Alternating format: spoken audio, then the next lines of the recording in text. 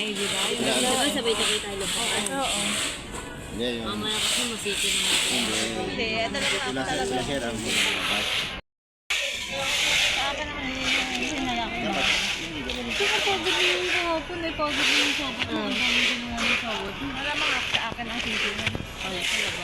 Huwag ka mag-ano ka, may rason ka Hindi, to. Ate Ann. Alam mo kung kanino sisiyan sa mga kasama mo. Kasi hindi kasama mo dito. Napansin kasi dito, wala silang konsiderasyon sa inyo. Wala. Wala. Nahalata mo ito kaya.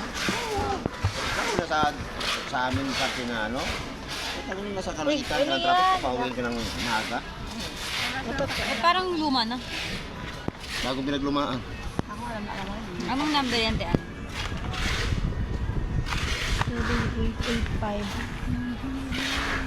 Mali. Parang nung gusto ko na magpanilo.